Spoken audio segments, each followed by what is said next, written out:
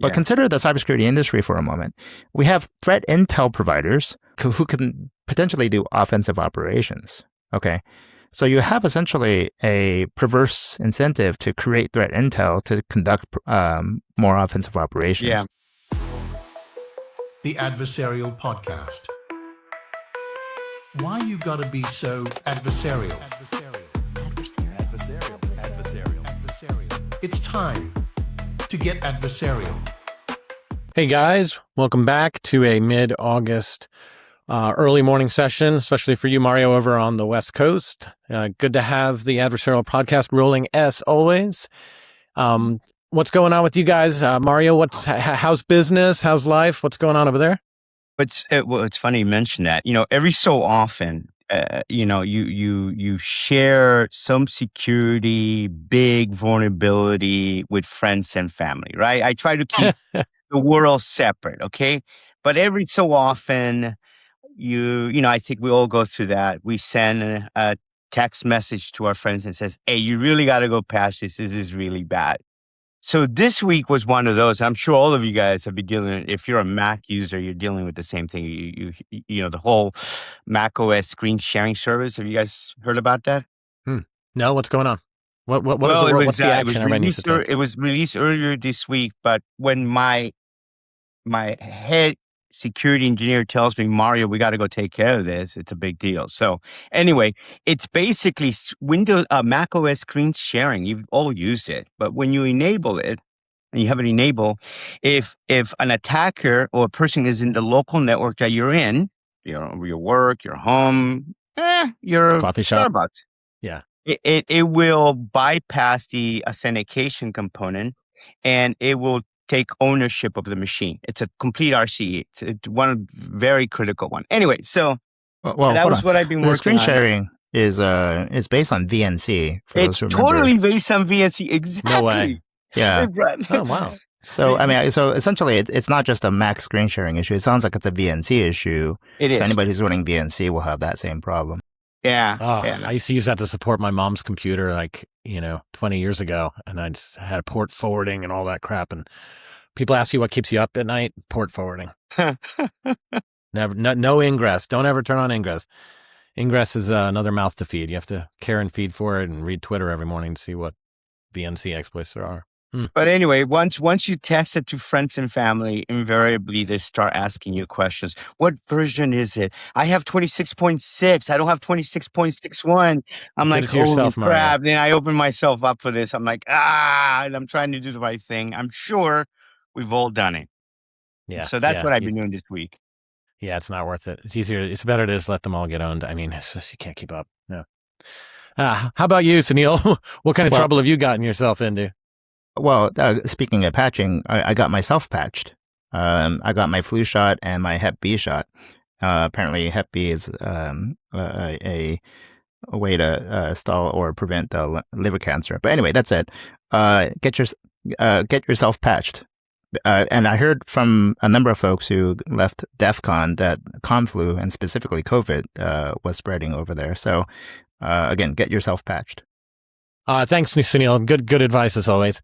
All right. Well, things have been going pretty well in my world. A lot of fun. So adversarial.com, my startup, my day job company, we officially launched and put out a new website, which is, I think building a website is so embarrassing how annoying and difficult it is, just strategically and thinking about it. And of all the things we do in life, building a website, which we all could do in 1995, should be, nothing. It's a big thing. It brings in a lot of stakeholders. It's such a pain. So to get that shipped and out the door and promote it and see the reactions from everybody and the whole concept of a system of record is kicking off a lot of great discussion and just the way we think about security. So that's awesome. I wonder if you made it AI engine optimized. That's what I was going to ask, Sunil. That's right. Yeah. Yeah. And for SEO purposes and people that are out there doing research with an AI agent, that was an option that we had of when LLMs are out there shopping for somebody. We didn't push that angle yet because it's I think it's low conversion rate, high volume. And I can't wait for that day to come. But MCP, absolutely, on the actual product and for plugin agents and for customers that exist and being able to mine through security data and reach conclusions and thematic observations, 100% from day one. Wait. It's the web. I'm sorry. Now we got to dig in a little bit of this. I did look at it. I didn't click on stuff. Click. Tell me quick. I got to click. Well, first of all, okay, I got two questions on that. One, is the website just your general website, or is the actual product site, the SaaS application site? Well, I mean, that's been cooking for a long time because we've been, live in GA, but just quiet about it. So it's just a website. I will tell you, it's funny. It's a leap to have the public login link so that, people can just run right into it because our existing customers knew where to get it and where to actually log in. So that bridge is new. Okay. So here's my question. If the internet is dead, why bother? Right? If it's all just a bunch of freaking AI agents and slop, and then why do we do this to ourselves? Who cares? Yeah. Nobody looks at these things anymore. I mean, that's where the puck is moving for sure. It's not today. No one is just going into a prompt and saying like, hey, this is identify my pain points and shop for and close a deal on a solution. Yeah. Well, first of all, let's consider what the dead internet theory talks about. The basic premise is that much of the content is AI generated, and much of the things that are responding are also AI agents as well. So that's the dead internet theory. And effectively, my earlier suggestion that you make it AI engine optimized is kind of pointing to that, right? That you're going to have potentially more AI agents visiting your website than humans. So yeah, I mean, the internet is definitely active. It's dead in the sense that we may have fewer and fewer humans participating in it, but it's definitely one thing that you should consider as far as how to gear your website towards AI engines. The other thing I would also say is system of record. That's so 2023. When What? I missed it because I haven't heard about one in cybersecurity in a while. But go on, Sunil. Yeah. So what the industry sort of has moved towards is this notion of a system of context, and the perspective. What is a system of record? Well, a system of record is some sort of authoritative repository that stores things about your business and your assets and whatnot, right? A system of context is then an intelligence and orchestration layer that sits above those that really connects the different aspects of the business together. And companies like Salesforce and ServiceNow and those companies that have largely been a traditional system of record for the business has rapidly tried to move to this notion of a system of context because they see the AI motion happening and they still want to be relevant. And the only way for them to be relevant is to say, okay, you come to us just for the system of record, the records about your business, but if you really want to understand your business, this is where you come to. Those companies remind me of like Salesforce being relevant. It's just like Workday. You guys hear about Workday being acquired?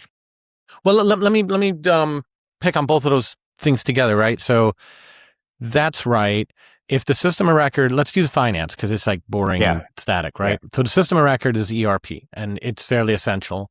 And the context is, let's say, your financial statements or even your earnings call, like what we're going to talk about, what's forward. So in order to have like an agentic process that's going to make some discussion points for the earnings call, areas that performed well, areas that are flagging, and then go beyond that and say like, what are some of the trends? At a minimum, you need to have normalized, consistent, reliable, normalized data. So you need your GL, right? You need your journal entries, all that stuff, and then bubbling up. And ultimately, you need all the financial statement data in there. That's the system of record. The question is, to me, and Nikesh Arora brought this up on a podcast recently, and he was talking about the SaaS apocalypse and where it's going and that sort of thing. And the question is, to mine that data and get insights, he was saying systems of record are the only safe place because everyone's going to be pointing their low switching costs, new model, new tools every single day at the system of record. And the system of context to me sounds like, I don't know, kind of like it's mainly a semantic game, but for ServiceNow to be trying to say, Oh, no, don't point your agents at our awesome system of record. Come to us and we have the agents for you right in the platform. Nice try. I don't blame you because the margins are going to be going down in the system of record world. I get that. But I don't think it's going to work. Like you tell all these people, like, hey, we want to use Claude. Like, no, there's no need anymore. Salesforce now has AI in it. Like, shut up, get out of the way. I'm working in here. So I think systems of record are more important than ever, though, because if you were YOLOing it before and you didn't have an authoritative record over that almost near miss attack from September of 2024, then what are you going to feed the AI when you're trying to draw trends? You see for the audience that there are some things that Jerry really is passionate about. System of records is not one of them.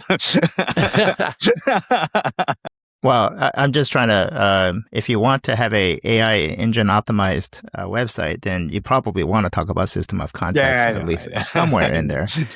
Yeah, or SEO more than anything. But yeah. It sounds like, note to self, we're going to add that into the metadata.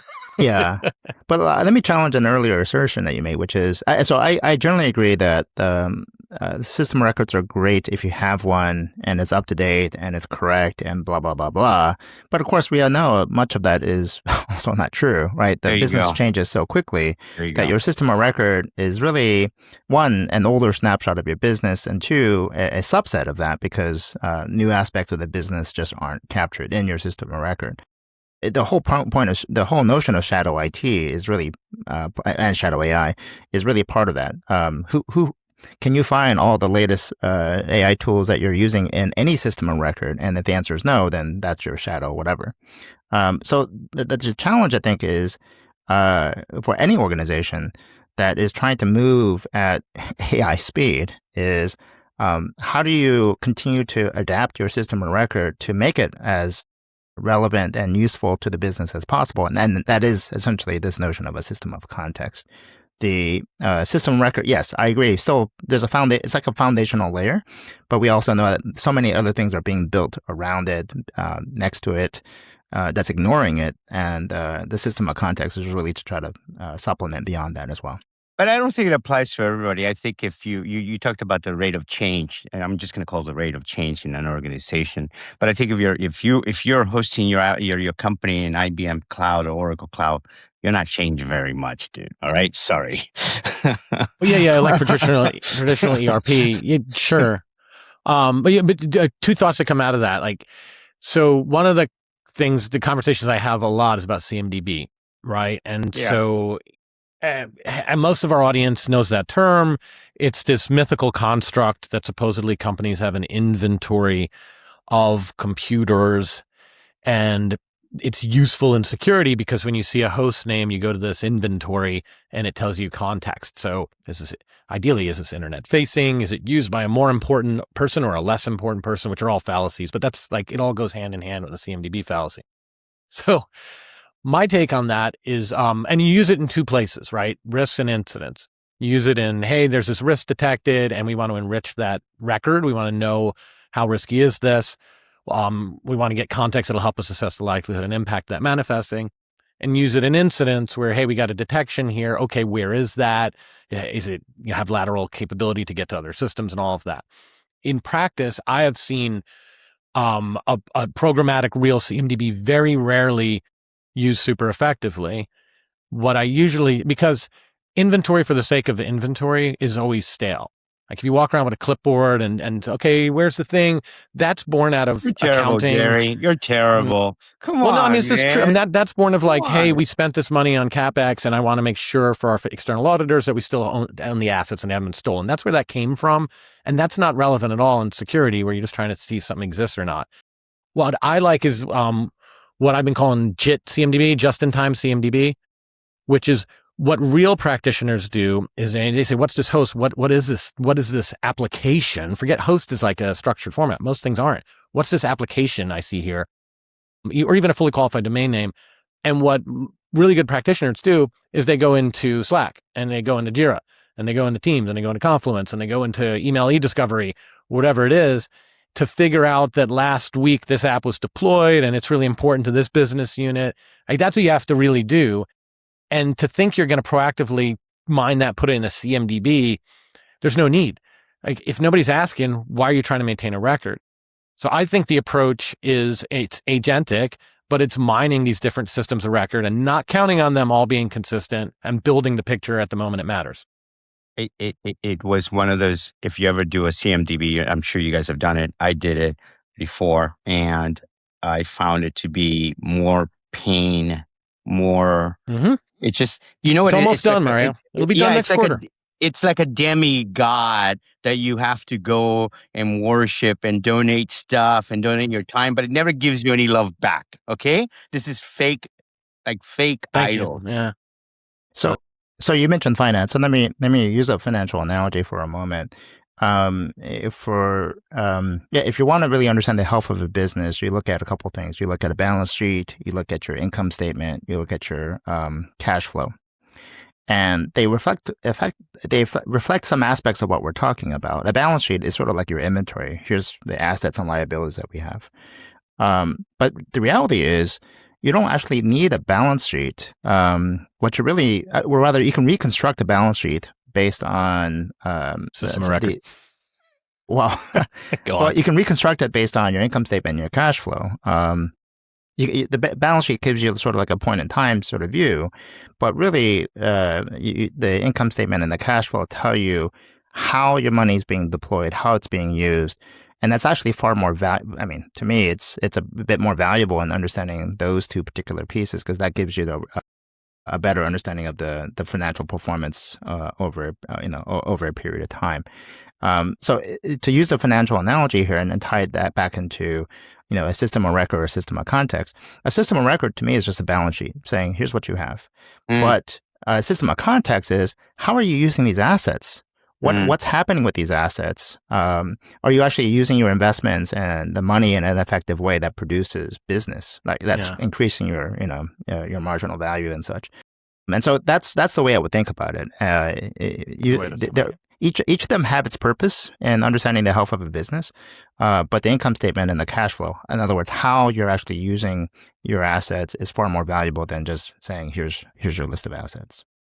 Yeah, I disagree with that in that, for one, I think the big three, and those are the big three you mentioned, right? Like business school style, are there's no direct derivative work among the three. I don't think you can reconstruct a proper one from just the data in the other two, but I would say that they're all built upon the system of record that is a ledger, the transactional ledger. Think of a bank statement. Wire went out, this counterparty for this amount. Transfer from this account to that account. That's to me the system of record, and it's boring as hell, but it's just transactions and it's truth. And then the big three are the first work that is contextual. Like I think all three of them are contextual and they're built off of that underlying data. But in cybersecurity, we don't even have the ledger of transactions. No. I mean, listeners, just think about an incident that happened that wasn't the end of the world, but maybe you had thought about giving the CFO a heads up in case they heard about it from someone else and you didn't quite, whatever. What's the unique ID for that? And where is it? I think that's a table stakes question that there has to be. And if it's danceable, we don't like to write stuff down because then people can find out that is not a strategy. So that's where I'm saying, like, we need to get religion about this and become. Where do you think it actually helps, though? I mean, this whole thing came out, I'm sure, from an auditor's point of view, and says, "Why don't we do this in security?" But okay, let's give it a benefit of the doubt, Jerry. Let's play contrary. Yeah. Straw man it. Well, a couple of things. One, during M&A, right, when you go in and you're doing due diligence on a potential acquisition, you ask all these ridiculous questions and you get all this smoke and mirrors. I want to know about all the rest and all the incidents with unique identifiers and where they are to happen. So it absolutely compresses and raises the efficacy in M&A review. That's true. Yeah. And then second, and especially now in the MCP day, if you want to be able to say, like, what are our top policies that have been being violated, or which are our unrealistic policies we don't really do, or what is the number one control change that would have the most impact on incidents, you mine the ledger, right? And you play back, you do a regression test. What if we blocked egress to FQDNs in countries where we don't operate? You can actually go through the data and say, oh, we would have dropped incidents by 43%. Impossible without the system record. Let people run with the context. We're in the AI age. People will come up with their own reports and views and all of that, but they need some freaking data, I think. All right. Before I get off of it, because I had this little placeholder, but you mentioned this about optimizing for AI agents. While we were talking about that, Cloudflare, right? So I was saying that we went through that, and I just remember what it was. It's we use Cloudflare as a CDN, just like a big chunk of the world.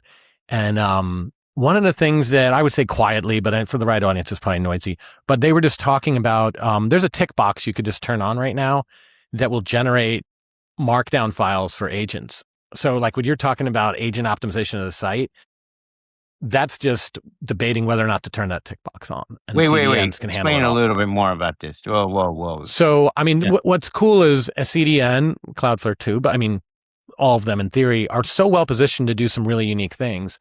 So a dumber example would be images. And when the WebP format came out, like you could turn on a tick box in Cloudflare and you could have some big fat PNGs and JPEGs and everything else on the site. But by the time the render layer came in, it would just serve them off of the edge, these WebP optimized images. You could have it obfuscate email addresses, right? You put it in a freaking site, you have these email addresses are going to get scraped. They could change it and escape it and make it really hard for someone to scrape email addresses. And likewise, when agents come in, they can dynamically build Markdown files that are basically like metadata. You can almost think of it as perfectly structured so that it will feed into an agent without all of the images, without all of the noise, cut down bandwidth massively, improve speed, and tell the agents the things that are optimized for what their queries are likely to be. And you just turn it on and Markdown for agents is what it's called. And it converts HTML into Markdown on the fly when it knows that the user agent is an agent. User agent.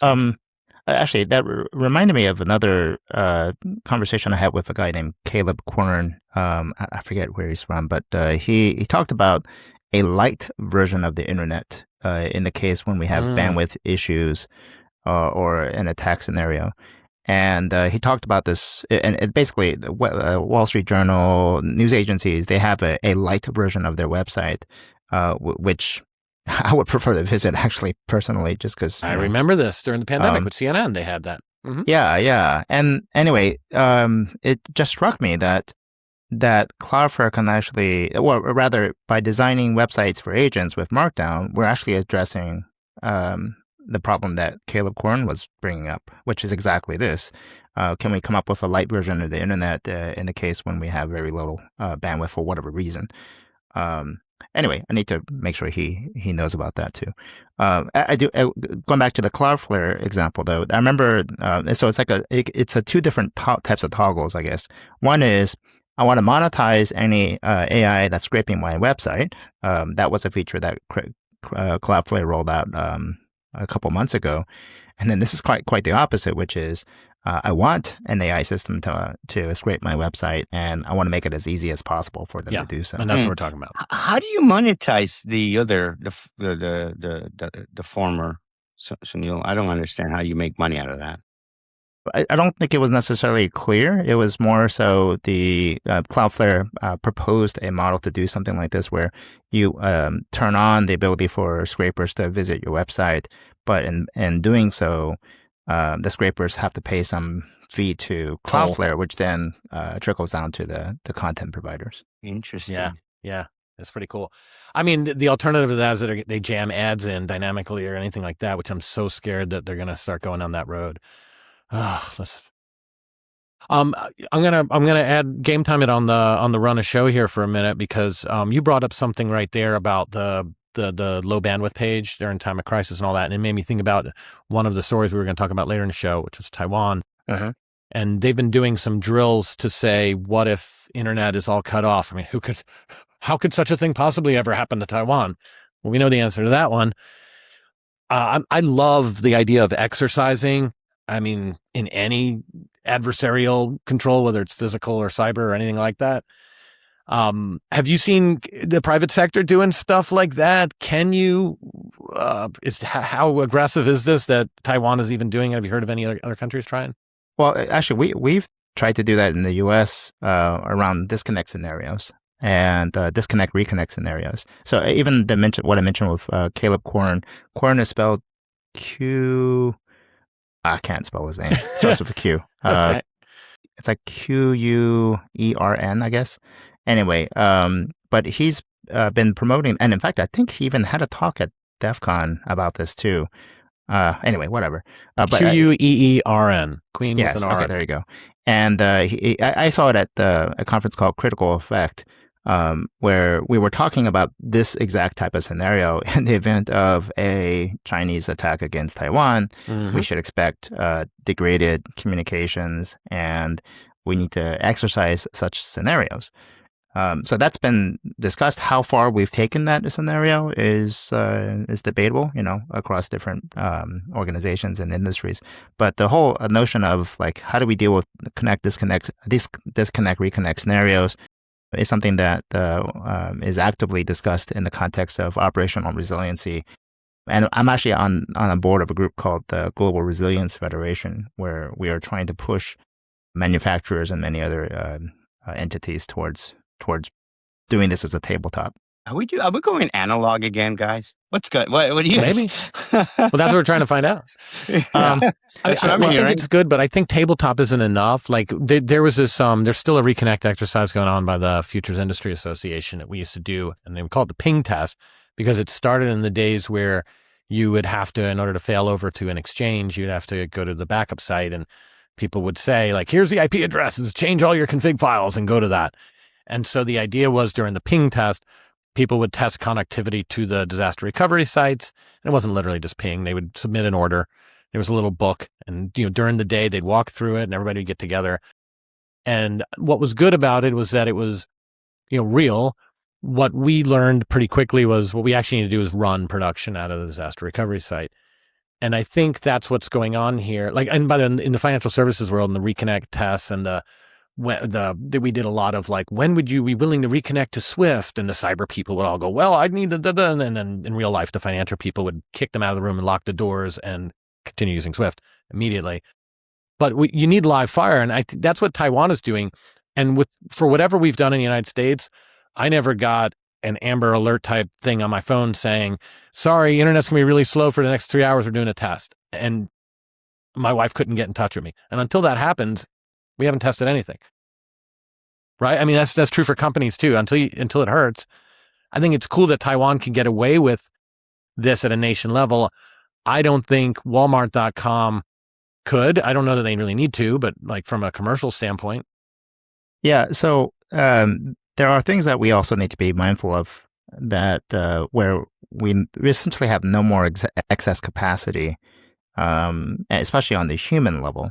And we've seen this, unfortunately, manifest in not so great ways. What do you mean by that? Explain that. Yeah. What is that, Sunil? So let's take a hospital. You have a hospital, and it relies on a series of IT systems to, let's say, monitor the status of babies in an ICU. Okay. And back before all these systems were in place, you'd have, I'm partly making this up, so some of these numbers and ratios, because I don't know the exact one, but let's suppose it used to be 1-to-1. So you'd have one nurse for every baby. And so you'd have, 20 nurses, and your capacity was 20 babies, right? Then you had these monitoring systems put in place that help you reduce that ratio to 5 babies per nurse. And then there's better monitoring systems. So now you can do 1 nurse for 20 babies. Okay. So there aren't 19 more nurses anymore. There's only 1 nurse and maybe 2 nurses, or 3 nurses as backups for one another. But if these systems go down, then massive overwhelm.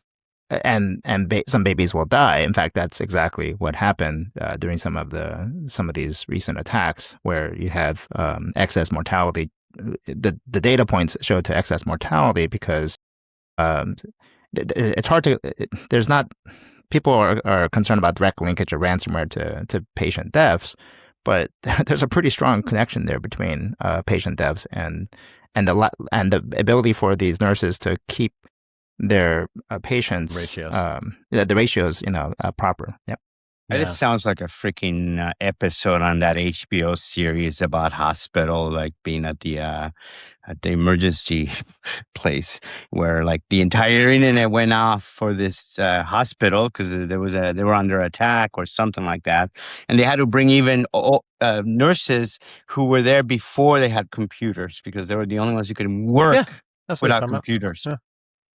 I just want to say, if I'm ever explaining our podcast to someone and the roles of the different people, I'll say Sunil's the guy who can get away with saying excess mortality. That sums up Sunil's role on the podcast. Dr. Death. So, look, on the Taiwan thing, if you think about it too with Iran, this happened. As a matter of fact, I remember being a little bit confused during the initial, U.S. action in Iran. The headlines were internet access completely cut off in Iran, and what the implication was that the United States had cut that off.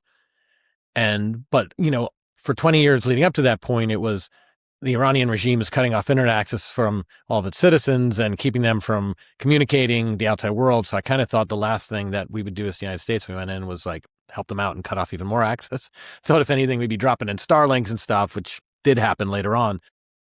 But I imagine Taiwan is taking a little bit out of that playbook, saying, okay, that's that's the first thing that's going to happen.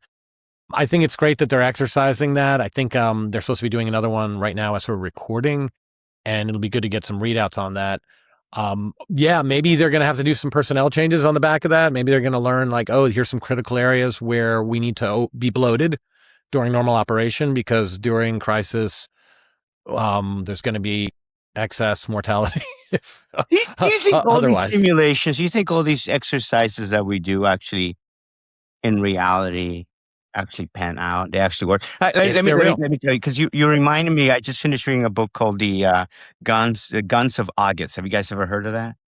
It's a great book, 1950s. Read it. It's about the month before and the month of August and September. So July, August, September for World War I. And so the whole idea was Germany had this plan that they were going to win the war in 6 weeks. And they had planned out just about everything. The German military just had planned out everything of what if scenarios. But guess what? It wasn't enough. There was enough chaos and randomness in the system that eventually there were some missteps that it turned out not from 6 weeks, but more 4 years. Well, go ahead, Neil. To quote Eisenhower, I think it's Eisenhower, plans are useless, planning is essential. So I think the basic premise here is that the activity of planning and readjusting your plans is what's essential here. The analogy I oftentimes give, and this is especially appropriate for startups, is whatever startup plan that you proposed, I'm sure it's changed many times over. Yeah. We are, you've heard me say, we are all high velocity engineering organizations.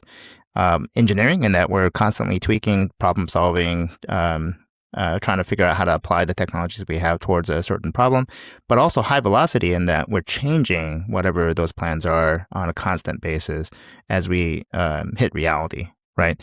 And so we have to have a plan. But it's not about the plan; it's about the planning, and the planning is essentially what's the most important aspect of it. The exercise itself, I've run a number of tabletop scenarios when I was over at Booz Allen, and we told the participants, look, don't fight the scenario. The scenario the scenario is whatever, right? And much of it can be fantastical in some nature. But what was really important was the fact that you're here together in this room, figuring out how to collaborate, how to get past a particular problem, because those muscles that you're exercising right there are the muscles that you're going to exercise when some new scenario comes up that you never planned for. Yeah, absolutely. Likewise. Well, while talking about Taiwan, another story of the week that was pretty big, right? So right off the heels of the headlines around the capabilities of frontier models without guardrails and how it was exemplified in breakouts from OpenAI and Anthropic and the Hugging Face attack and that sort of thing. That just catalyzed a real like wave of stories about, oh yeah, mine too. My agents are breaking out too. And on to me, the main story, the headline there should have been, wow, an agentic attack can be very capable in the hands of the wrong person. So one story was coming out about Taiwan and saying that a company was saying that they found evidence that there was a massive attack in July from Chinese language actors against a Asia area nation, and that they found, and they started rattling off some numbers here about how it was able to succeed and go through. And that like came out as the next headline of, oh man, it's happening. It's real. It's not just the Hugging Face scenario. And now we actually see it going on. I don't think that story is holding up to scrutiny in that for one, it's put out by a company that kind of has a conflict of interest and people getting excited about AI-based attacks. And then secondly, they're basically saying they stumbled across a trove of information that was like agent logs of what it did and took it at face value.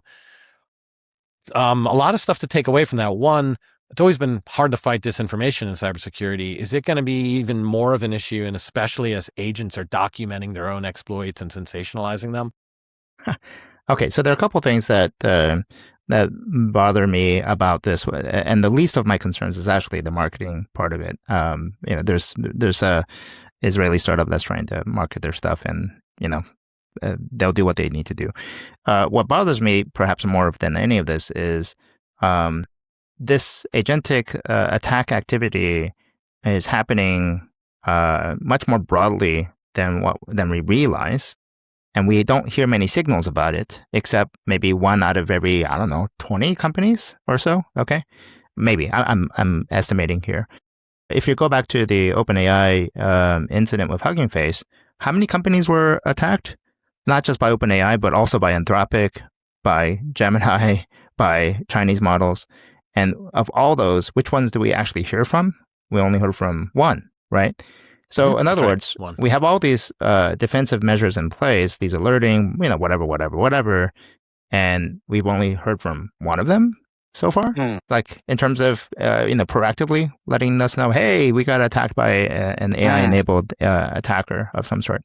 So anyway, so that kind of puts a really bad sort of view on our existing monitoring capabilities and whatever else it is. Either that or there is no AI-enabled attacks happening in the world that we know of, which clearly doesn't... Analysis of competing hypotheses on that? Right, which just doesn't, defies any sort of expectation of attacker behavior. Couple that with the executive order that Trump put out around basically enabling hackback and so on. There are some guardrails around the combating enabling the hackback. But point is that we should be seeing lots of this activity all over the place, and we only see very little. And to me, that suggests that our defenses or our monitoring capabilities suck. Yes, I think that's correct. Wait. You're saying that it is happening, but we just don't have good monitoring to tell us that this is happening? Yes. Sorry, Sunil, I don't want to put words in your mouth. No, let the data prove itself, right? I mean, how many breakout incidents have we seen, and how many have actually been observed on the well, and forget breakout. I mean, even just adversarial operations, like they have to be going on. Mm-hmm. Yep. Yeah. Well, I don't know. I don't know. I'm not going to jump on that bandwagon. But I tell you this, on this Taiwan incident, or the one we're talking about, yeah, that's right. You read the article. It turns out there were a number of APIs. Seems like they were accessible via the public internet. I don't know that, but it looked like they were. But the main component was that they were unauthenticated. There was no authentication to these APIs, which then led to getting more access to data that was quote unquote more sensitive. Bro, I could have used Nessus for that. I don't need an AI thing for like, it's no different. Yeah, it could be a simulation, or I don't know. If I just run across a log of an agent saying it did all this stuff. The cool thing about the Hugging Face is that you had the victim being the reporter, and that's trustworthy. And that's what we really need to believe a story. Hey, about that executive order, Sunil, that's hot. So I forget if these things have numbers or not. That made me want to say it was like 99 actually. But expanding capabilities to combat I'm saying it kind of loud because it's all caps, to combat transnational cyber-enabled crime. Give us the quick TLDR on what's in this EO, please, Sunil. So this is a piece of policy that's been debated for a long time. It got a little bit of a heads up in the executive order from, I think it was March timeframe, around basically enabling hackback or enabling commercial entities to do active cyber operations against adversaries, and specifically here criminal organizations, specifically transnational criminal organizations. I want to emphasize that for a moment because there's a lot of very specific mentions in here around this is not against U.S. persons. This is not against U.S. assets and such. So there are some concerns around can an authoritarian leader apply this towards U.S. persons and so on and so forth. There's some very specific guardrails against that, thankfully, in this executive order. But anyway, it's all about the hackback and will we allow it? There's a lot of concerns around this. I know it's been discussed for some time, but what's interesting on this is that the Overton window of acceptability of this type of action has now gotten to the point where it is considered acceptable, at least to the point where it's now part of policy. I think there are some other interesting perspectives. The perspectives I have on this that go beyond the specifics of this order. So a lot of people have compared this to the letters of marque. Letters of marque is when the U.S. Deputized, I guess, privateers to go do piracy on the seas on behalf of the United States. But what's interesting, what's notable about this is it's written into the U.S. Constitution that only Congress can issue letters of marque. So there is a broader constitutional question here of can the president can you put an executive order that puts forth essentially the equivalent of letters of marque here? So there's going to be a constitutional debate here, or there should be. Have you heard any rumblings on that yet? Not from Congress. But then again, you know how this current administration and Congress are. So, but this is I imagine at some point there's going to be a lawsuit that's going to be put forth to say, hey, does the president even have a constitutional authority to do this? And the answer right now is no, they don't. So is this the equivalent of a letters of marque? Simplify this for us, though. I'm sorry. Go ahead. And let me just throw one other thing out that it's worth noting, and this is going back to our financial services days.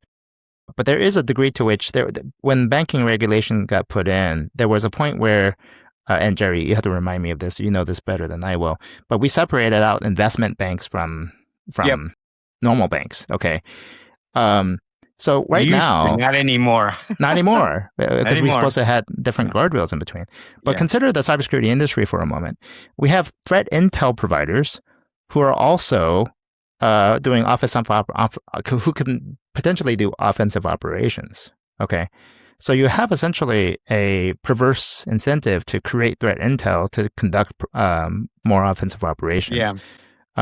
Should we consider having that be more separated out? It would seem to me that there should be some discussion about potential, similar to what we did. I forget the exact, it's like it was a Siegel Act or something like that back in the Depression days, that we put in some sort of guardrail between them.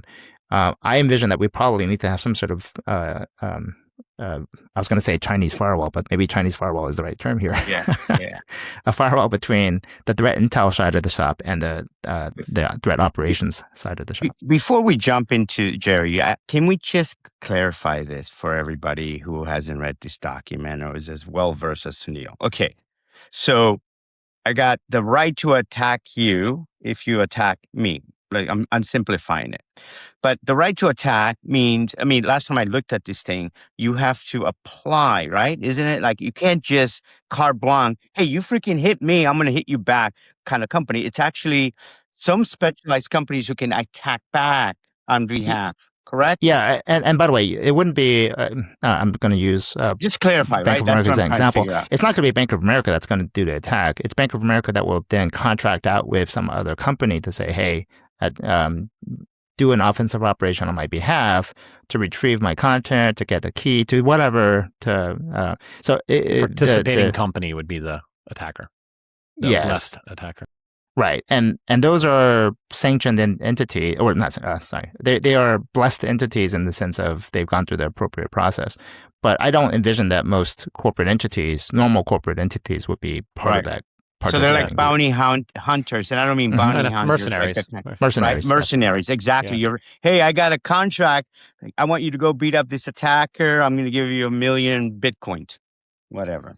Yeah. That's a lot of money. I know it's a lot of money. I'm just saying that's kind of what Yeah. you're talking about, right? So then what happens is the government's going to assess who is a good player. I mean, I'm already thinking like it's going to be the traditional, the Who's Alan? former Mandians, or anybody associated with the government who makes money, gives them back money too. Well, it is different because, I mean, there are much of the, so I used to be Booz Allen as well. And on the offensive operations side of the world, we of course had lots of contract labor to assist in the offensive operations, but there was a very specific Title 10, Title 50, Title 18, I forget the exact titles, authorities that one had to have to be able to press the actual enter button to perform the attack. Okay. And so this is now a situation where a corporate entity, a non-government entity, a non-Title 10, Title 50, Title 18 person can actually press enter. There you go. But Sunil, are the people behind this thing, are they legitimate, real, thoughtful people? Or is this just another wannabe macho kind of thing? Hey, you punch me, I'm going to punch you back. I'll hire somebody. Is there, right, Jerry? TBD. Yeah. Well, I mean, look, the way I look at this is, anybody could always try to attack anybody, whatever. Like the only needle that can be moved and what's moved by the EO is the legality of it. And so what this is saying is there's a path for companies that want to market that and go on a commercial endeavor of being able to attack. And I don't know, the undertone to this is that those would also be force multipliers whenever there's a USG need to attack somewhere. And hey, by the way, now we have this group, for years now, especially with Russia specifically, but with a number of nations, the general idea has been that there's been the kind of blind acquiescence of the private sector from the government of, okay, we know these entities are scamming people and that the government would be aware of them and maybe they have some quid pro quo. And in the US, the argument is always, well, that wouldn't happen in the US because we have rules and that's not allowed. So you can't turn a blind eye. You could have civil actions and so on. And we have rules around this. So you can't have companies that are just operating. And this is almost leapfrogging that. It's saying, we're not going to turn a blind eye. We're going to have a certification program. And by the way, we didn't mention part of it it seems so awful to me to use a static number in an executive order when it comes to dollars, but there's a $1 million bond. Yeah. Yes. That will be adjusted for this. I don't know, but there's a $1 million bond that you have to post. But look, if you do this, if you go in and you hack some organization and everybody in the company is like, well, hold on, that sounds like we're going to get in a lot of trouble. Like, no, there's a new thing. And we are a participating company and we got blessed and all of that. If something goes bad, I don't think that if you could just forfeit the $1 million bond and then get out of jail, great. Sign me up. Everybody's ready to do that. That's not how it's going to work. It's going to be that $1 million bond is going to be put towards the first $1 million of legal fees. But the problem is going to be jail. Like, if you think about what could go wrong here, if somebody takes out a power plant in Moldova and they're a participating company and there's a cause of action, so there's some kind of damage and some ambassador is complaining about it, the type of trouble that entity could get into is not going to be relieved at all by $1 million bond. And also, if this thing gets challenged and thrown out and you're in the middle of an operation and the whole damn thing gets blown up, or a new administration comes along and just changes tenor on it, like, I don't feel like these things are ones that you could build a 20-year program around with any certainty right now. I think it's also ridiculous because, like, most of the attacks, the attackers are not going to come from your house, dude, all right? Like, they will. Okay, Sunil's, yes. Residential proxies, anyone? Yeah, I get that. But if you're not going to be a doofus as an attacker, okay? Let's be quite honest here. You're going to hop from a machine that you own or from a bunch of mules you have out there that you've already, But you don't have to anymore. That's the whole point. I mean, and you do that if you're trying to be clandestine and not make money off this. But now it's saying like, hey, you can be an industry I'm talking provider. About the attacker. You're going to retaliate. So you hire these companies to go retaliate. What are they going to retaliate against? The attack?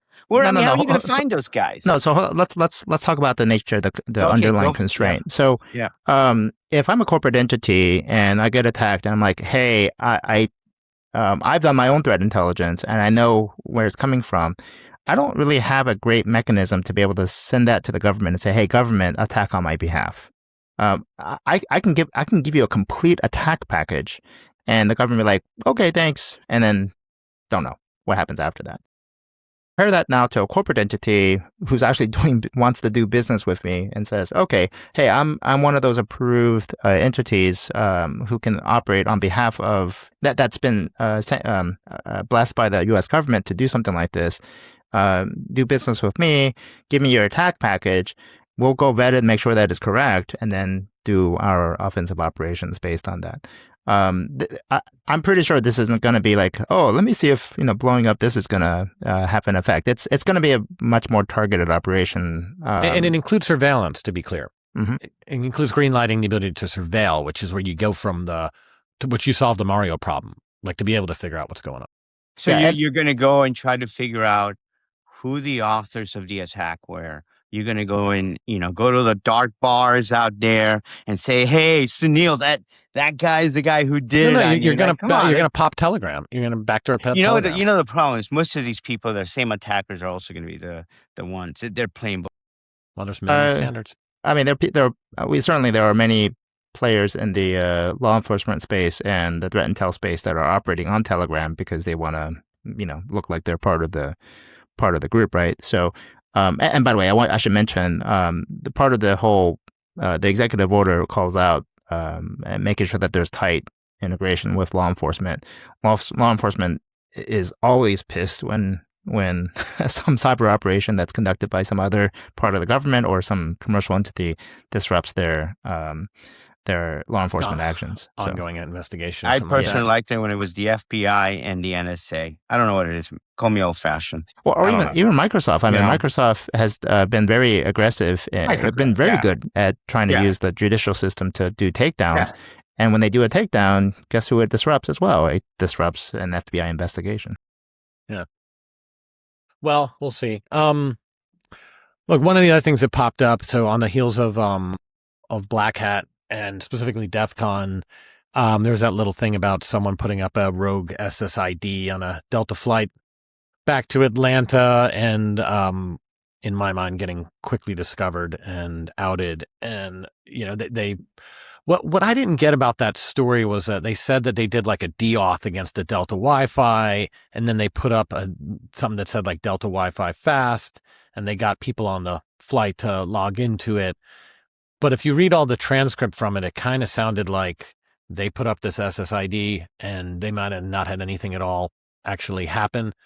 And now they're going to jail over that. To me, it just seemed like really stupid. Doesn't change the threat profile. It's not threat intel that's actionable by anybody. It's not really that interesting, but it's just going to grab a few headlines for Jerry. The first thing I thought was, this is Jerry. Jerry did this. Come on. I would never. He goes, going to Atlanta, and then he's just trying to show the whole world how dumb this idea is. And he's just going to do it. I was like, Jerry, just to prove that I could get no data? Yeah, exactly. Yeah. Well, so there are things that are not really that interesting, like, Wi-Fi hotspots or Bluetooth speakers that broadcast the word bomb. Those are things that presumably one would hope that you, given how much exposure there is to the public, meaning that anybody who's given the attack surface is so exposed, you would think that none of that should matter, right? And for the most part, I believe that's the case. There was, of course, one incident with a friend of mine, Chris Roberts, who showed that there were some other issues, some exposures that needed to be fixed. But aside from that issue, the one that actually disturbs me more was one that was recently discovered where you can, if you have external access to the plane, you can drop in like a coin-sized I one of those Raspberry Pi kind of thing. Not a Raspberry Pi, but it's some equivalent to a small little processor that will then allow you to actually take over flight operations. So that's a bit more. That's a real concern, right? But wow, you need to have that headline. Yeah, like a flipper. Yeah, Yeah, it's smaller than a flipper, but it inserts into this communications port that you can access from outside the plane. Okay, it's actually on the port. It's not wired RF. Yeah, so a passenger can't access it directly, but anybody outside any of the Gremlin in the Twilight handlers. Zone episode. Yes. Yes.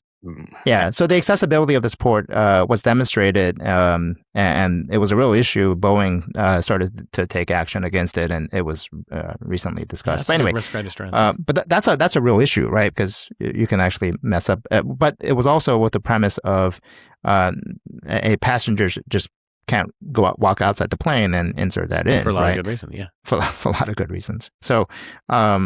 But anyway, but as it relates to Wi-Fi, the infotainment center, all that kind of stuff, you would hope and think, and at this point, I would generally believe that those are not going to be a problem. That said, these planes and the public are very over indexing on the potential concerns around passenger safety. So, maybe rightfully they'll take more aggressive actions when something stupid like this happens. But practically speaking, it has zero effect on actual safety. So do you guys use Wi-Fi on the plane when you're flying? Yeah, of course. Starlink all the way, baby. Really? Honestly, this is I usually just shut off my internet access, and that's now bullpucky, and I just read an old-fashioned book. Yeah, but it's not for security reasons, right? It's just just because it gives me an excuse to unplug. Come on, people, unplug. You don't need to be online all the time. That's actually some of my best plugged time, is to be able to sit there and work on a project or do something on my laptop. Yeah, I mean, sometimes I'm like, when am I ever going to get to this? Oh, good, I've got a 3-hour flight on Thursday. Whew, that's sorted. Exactly. I mean for online time. That's for like getting into doing some work. Yeah. It's like deep work at that point. I unplug when I go actually scuba diving. log in on the internet and actually do all that stuff. Yeah. Totally. Yeah. No, I once. No. I forget what I built a whole company website and app and all of that during a flight. By the time I landed, it was production. It felt awesome. And it was like found time to me, a flight. Yeah. It's good time for deep work because no one else is bothering you. Deep work. Yeah, man. You could do deep work. But I'm sorry. Deep work doesn't mean going to the internet and surfing the internet and watching blah, blah, blah. The temptation is too much. Just grab a pad or have your computer, but don't connect it. Jerry, I'm not saying it's less secure or not. I'm just saying it's good for your mind. Just unplug once in a while. Well, the only other time I do deep work and I unplug is when I go scuba diving. Oh. Okay. I have a feeling you're not kidding. And by the way, unplug the electricity, not the air. Yeah, that's a good idea. Hey, one last thing I want to make sure that we cover during this is AI red teaming whole wave. So we were talking about this earlier, but I didn't mention it's like when we went into the last recording, I was saying I had some like draft blog post and I wanted to bang some ideas off you guys live on the air and then use that to make sure I didn't feel stupid about writing something. And so I did that. And then I published this thing about like where we're headed in the trajectory. And I was basically saying the future of cybersecurity is in a lot of AI red teaming and automated remediation. And that it's, the AI defense investment isn't about better detections and SEM and all that, because that's just always been theatric. It's about testing yourself, trying to hack yourself, and raising the token count and the threshold that it will take to compromise yourself to an acceptable level, as long as you're fixing all the stuff that you discover along the way. So, Mario, you were asking about that earlier, about like internal and pen testing, and when you're shopping today, what the market is like.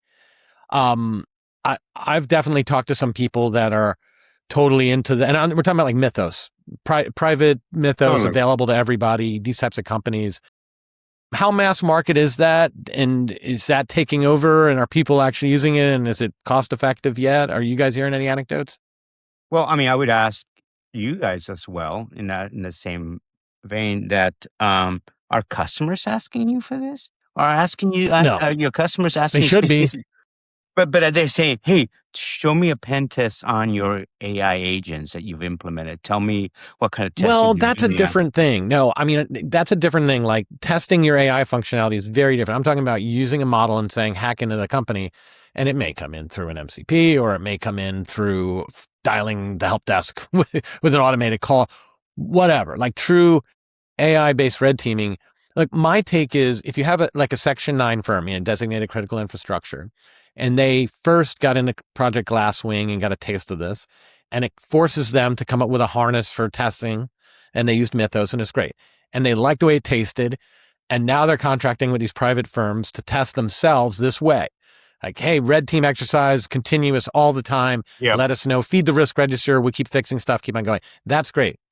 Now they have you as a vendor, and you do something that could, and by the way, the threat profile of vendors has changed a bit. Because if you're an agentic adversary going after a Section 9 firm, now the companies, the vendors that you want to compromise are ones that have the CMDB, ones that have infrastructure info, because these are all things that will be helpful to you as an agentic attacker. How can you be spending millions of dollars a year on automated red teaming against yourself and all that, and then your law firm, you're happy with a questionnaire? So that's like, I'm saying bring them under the kimono. I think they should say, hey, you're a serious vendor. Good news. We're going to pay. We're going to foot the bill. But if you want to work with us, we're going to bring you in for a 2-month stint before we sign any contracts. And our testing, our big expensive vendor is going to hit you too. And you're going to have to fix the big stuff if you want to play ball with us. I think that's the future. So you're saying, I'm the vendor. I'm trying to earn your business. You, the client, tells me I'll do business with you only if you let me do, give you this third-party company to do X on your environment. Yes. I'll take it. I think that's the future of TPRM. I take it. Me too. I'm sorry. I think it's a startup advantage because I take it. If you're ServiceNow and someone asks for that, lawyers are going to panic.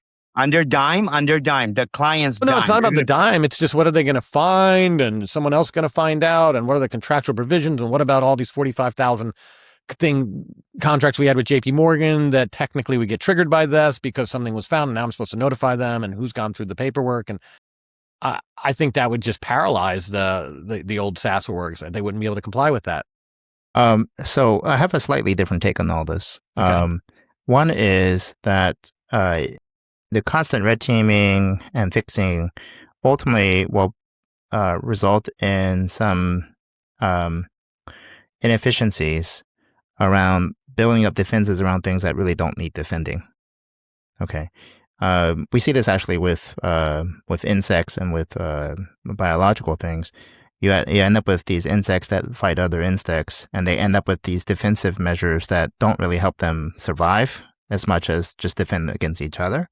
And so you have these heavy shells and whatever that just encumber them and make them less mobile. You mean a bird just comes out of it and just eats him, and it's just you weren't expecting that bird coming in. That doesn't work for that bird. That's right. So that's one model, and certainly if you have a lot at risk, you may end up with a lot more defensive covering, so to speak. The other perspective is to be a lot more light and agile, and it really depends, I guess, ultimately on what sort of type of organization you're and how much you have at risk. But I would say as much as you can, if you can shed things that don't require defending, you're going to end up being potentially in a better position. So when we go through and do the red teaming, the first thing that people should really be asking themselves is not necessarily how do we fix this or how do we prevent the red team from getting in, but rather, do we even need this at all? Can we get rid of it? And by getting rid of it, you no longer have that attack surface at all. But I think in a common modern major enterprise, like the organizational behavior and so on, the only way to figure out the things that you need to decom and so on are to do the red teaming. Right. And the red teaming objective is something that matters to you. So if you're a big agricultural firm, it's see if you could, cause production machines to go offline or to bypass some checks or whatever. And the red team is able to accomplish that. Now you've got a risk register full of the findings, like all of the chain, the things that enabled that. Now, how you solve those, that's where you get into like what you're saying. You can either invest a fortune at armoring up the stupid API connection with the local U-Haul provider that you established, 30 years ago, or you could turn it off. Like, I think the reactions are where you have a whole spectrum of cost and benefit, and that's where you need to be smart about it. But I also think that the remediation half, the IT industry, like, completely apart from cybersecurity, is racing towards agentic remediation of things. And I don't think cyber should be trying to solve that problem, or I think it's going to be too expensive for cyber to do it. Right. The worst thing that you can do to remediate is to remediate your on-premise Exchange server.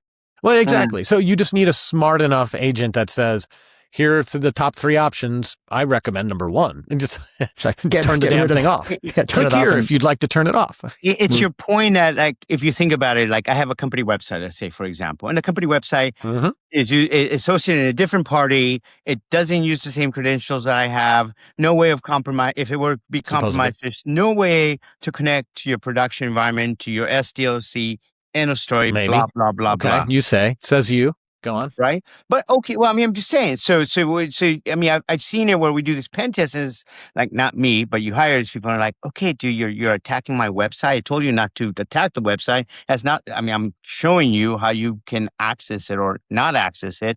In fact, we're not even managing that website. It's entirely managed by somebody else. But that's a pen test. And that's because the results say SSRF on this, blah, blah, blah, blah. Who gives a damn about that? A red team, the objective is take all the money. And if they took all the money and they went through that thing, then I'm so glad I didn't take Mario's word for it. You're sounding like Sunil now, Jerry. You're learning the difference between a pen test and a red team. Yeah, exactly. And that's what needs to be agentic, right? The ends justify the means. And then if they got through, then it blew holes in all the cover story. Yeah. I think it's, I don't know, I've talked to at least one firm who has just entered into a contract for this. It's like production ready. It's going, the AI-based red teaming and being like a first-class function. I just think that's going to be the majority, or should be the majority of cyber spend if you're going to be able to defend against agentic adversaries. That's the contention. We'll see. All right, guys. We've run over an hour. This has been fun as always. We talked about a ton of AI, but it wasn't just because of buzz. It's just because it's happening. It was great talking to you guys. I'm looking forward to catching up in a couple of weeks here. And hopefully we'll have nothing to talk about when that. Look forward to it, guys. Bye-bye.